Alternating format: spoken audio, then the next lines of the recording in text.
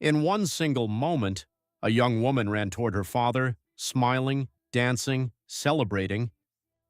She thought it was the happiest day of her life. She had no idea. She was walking into a promise that would cost her everything. Because before that moment, her father had made a vow to God, a vow spoken in desperation, a vow he never thought would reach his own home. And when he saw her, his joy turned into horror, because the promise he made now demanded his daughter, and for thousands of years. People have argued about what happened next. Did Jephthah really sacrifice his daughter? Did he actually take her life to keep a promise to God? Or did something else happen? Something most people completely miss. Because this isn't just a story about a vow, it's about a daughter who trusted her father. It's about a moment where love, faith, and fear all collided at once. And it forces a question most people are afraid to ask. How far should faith really go? So stay with me, because what you're about to hear might completely change the way you see this story forever. The world she was born into was already broken. There was no king in Israel, no strong leadership, no clear direction. People lived however they wanted, doing whatever felt right in their own eyes. Right and wrong had become blurred, faith had become unstable, and in the middle of that chaos, dangerous decisions were being made every day. This was not a time of peace, it was a time of confusion, and it was in this kind of world that her father's story began. And his name was Jephthah, but before he was known as a leader, before he was called to fight for his people, he was something else. He was rejected. The Bible tells us he was the son of a prostitute, and because of that, his own family pushed him away. His brothers drove him out, told him he didn't belong, told him he had no place among them. So he left. Not by choice, but because he had nowhere else to go. He grew up outside, away from family, away from acceptance, forced to survive on his own, and over time, that rejection shaped him. He became a fighter, a warrior, a man surrounded by others who had also been pushed aside. But underneath the strength, there was still something deeper, a wound. Because when a person is rejected long enough, they don't just want to survive, they want to prove something, they want to be seen. What they want to matter, they want to be accepted. Jephthah was not just fighting battles, he was fighting to prove his worth. And one day, the same people who rejected him came back. Not because they suddenly loved him, but because they needed him. Enemies were rising, war was coming, and the only man strong enough to lead them was the one they had once cast out. So they went to Jephthah and asked him to return, to fight for them, to lead them, to become what they once refused to let him be. And in that moment, everything inside him must have been pulling in two directions, the pain of rejection and the desire to finally be accepted. And he said yes. But here's the question. What kind of promises does a desperate man make? Because sometimes, when someone is trying to prove their worth, they don't just make a promise, they make a dangerous one. The moment had finally come. The same people who once pushed him away now stood before him, asking for help. Israel was in danger, enemies were rising, and fear was spreading. They needed a leader, they needed a fighter, and the only man strong enough to stand in that gap was the one they had once rejected. Jephthah looked at them, the elders, the voices of the same land that once cast him out, and now they were asking him to come back, to lead them, to fight for them, to save them. And something inside him shifted. This was his moment, the moment to prove that he was not worthless, that he was not forgotten, that he was more than the name they had given him. So he agreed he would fight, and he would lead, he would become the man they now needed him to be. But before the battle began, before a single sword was raised, Jephthah did something that would change everything. He spoke, not to the people, but to God, and he made a vow, slowly, carefully, as if every word carried weight. if you give me victory. Whatever comes out of my house to meet me when I return in peace, I will offer it to you. At first, it sounds like devotion, like faith, like a man placing everything in God's hands. But listen carefully. This vow was dangerous because he didn't name what he would offer. He didn't set a boundary. He didn't stop to consider what might be waiting for him at home. And that's what makes this moment so unsettling. Why would a man of God make a vow like this? Why speak so openly, so recklessly, in a moment that required clarity? Because sometimes desperation sounds like faith. It feels like trust. It looks like sacrifice. But underneath it, there's fear, a need to control the outcome, a need to secure the victory, a need to prove something at any cost. And vows like that don't always lead to blessing. Sometimes they lead to tragedy. The battle was over, against all odds. Jephthah had won. The enemy had fallen. The victory was his. The man once rejected had now become a deliverer, and for the first time, everything he had fought for felt within reach. Honor, recognition, acceptance. He was finally going home. You can almost imagine the moment. The dust still clinging to his clothes, the weight of battle still in his body, but his heart beginning to lift. Because he was returning in peace, returning as a victor, returning as the man they now respected. And then the door opens. Footsteps, music, dancing, a sound of celebration, a sound of joy. Someone was coming out to meet him, and then his daughter walks out, smiling, dancing, full of life. She runs toward him, not knowing, not understanding what had already been set in motion. She was his only child, no sons, no other daughters, just her, the one who carried his future, the one who filled his home with life, the one he loved. And in that single moment, everything stopped, because suddenly the vow he made had a face, not an object, not an animal. His daughter, the joy of victory, collapsed into something else entirely. The Bible says, he tore his clothes, a sign of shock, a sign of grief, a sign that something irreversible had just happened. Because in that moment, victory turned into horror. The battle had been won, but something far more personal was now about to be lost. Let me ask you something. Imagine this. You fight, you struggle, you finally win.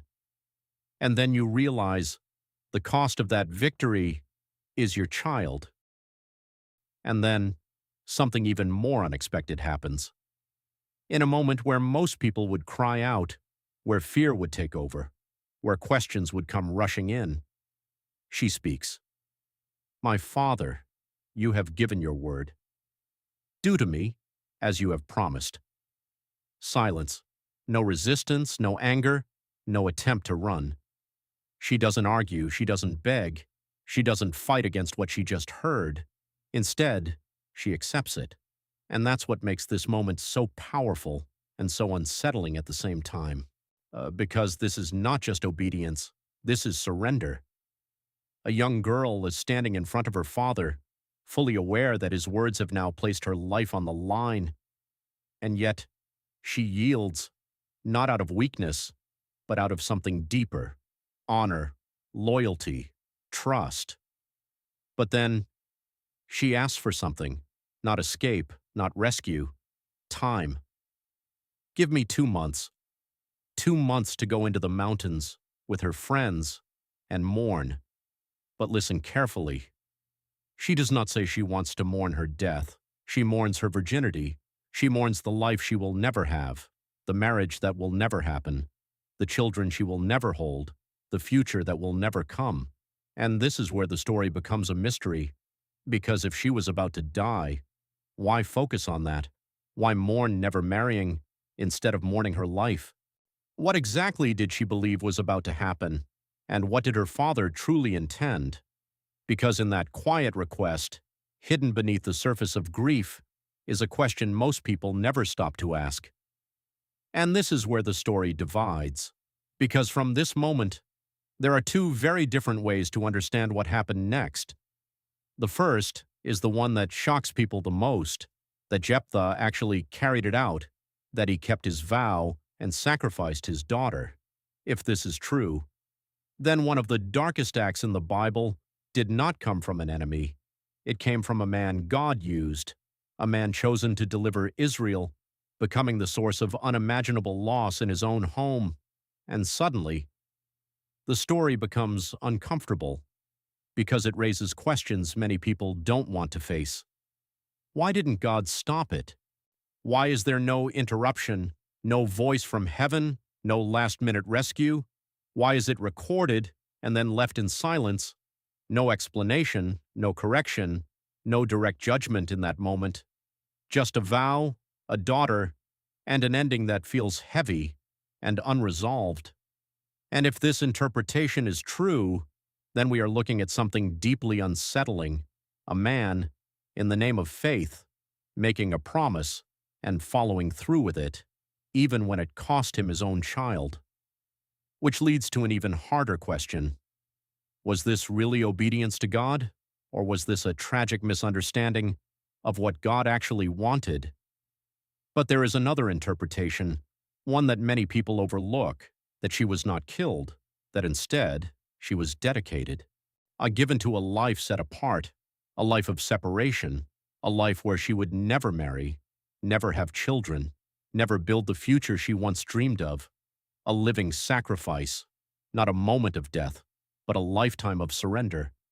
And when you look closely, there are details that seem to support this, the focus on her virginity, the way she mourns not her life, but her future, the cultural weight of never marrying, never becoming a mother. In that world, that was everything. To lose that was to lose an entire life that could have been.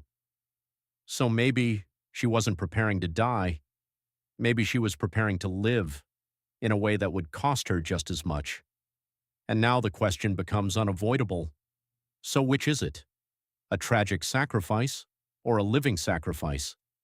Because both interpretations carry weight, both carry pain, both change how we see this story. And here's what most people never notice. The answer may not just be in what happened to her, but in what this story reveals about how people understand God when they are desperate. And this is where the story shifts, because this is not just about what happened to a girl in the past, it's about what happens when people misunderstand God. Because if you look closely, God never asked for this vow. There was no command, no instruction, no requirement for this kind of sacrifice. This was not something God demanded. This was something Jephthah chose, and that changes everything. Because it reveals a truth many people overlook. Some sacrifices come from faith, but others come from fear. Fear of losing, fear of failure, fear of not being enough.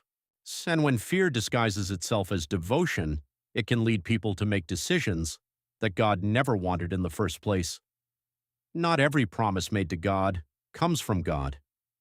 Some promises come from desperation, from a place deep inside that is trying to secure an outcome instead of trusting God with it. And that's what makes this story so powerful and so uncomfortable, because when you look at Jephthah, you don't just see a man of faith, you see a man trying to control the outcome. If you give me victory, then I will give you this. It sounds spiritual, but underneath it, there's a transaction, a bargain, an attempt to make sure things go his way. Jephthah wasn't just trusting God, he was trying to control God. And that's a mistake people are still making today, trying to earn blessings, trying to secure outcomes, trying to trade sacrifices for favor instead of simply trusting. So let me ask you something. How many people today are still making the same mistake, making promises they don't fully understand, offering things God never asked for, calling it faith when it's really fear? And if this is opening your eyes, comment, I see it now. And when you bring the story back to her, everything feels different, because she is not just a victim. She is one of the most courageous figures in this story. A young girl, standing in the middle of a decision she did not make, facing a future she did not choose. And yet, she did not run. She did not rebel. She did not turn away. She stayed. She honored her father. She accepted what had been spoken. She stood in that moment, in silence. And that kind of strength is easy to miss. And because it doesn't shout, it doesn't fight, it doesn't demand attention, it simply endures. But think about what that really means. She understood what was at stake. She knew what she was losing, the life she imagined, the family she would never have, the children she would never hold, all of it gone. Not because of her choice, but because of a promise made before she ever stepped into the moment. And still, she stood there, and that's what makes her story so powerful. Not just what happened to her, but how she faced it. Because in the middle of pain, in the middle of loss, in the middle of something that felt unfair, she did not break. She became a quiet example of what it means to carry a burden you did not create, and in that moment, she lost her future, so her father could keep his word. So now we come back to the question, what really happened to Jephthah's daughter? Was she sacrificed, or did she live a life of silent sacrifice? Because the truth is, the Bible leaves us with tension, no clear explanation, no easy answer, just a story that forces you to think deeper than most people ever do. And maybe that's the point, because either way, one truth remains: a vow made in desperation changed her life forever. Not her decision, not her choice, but her life still carried the weight of it. And maybe that's what makes this story so powerful, because it's not just about what happened back then, it's about what still happens today. The promises people make too quickly, the decisions made in emotional moments, the consequences that others are forced to carry. So now I want to hear from you. Most people will hear this story and never question it. But if you've stayed this far, you're not like most people. So tell me in the comments, what do you believe really happened? May God give us wisdom to trust Him fully and never make decisions driven by fear instead of faith. Thank you for watching.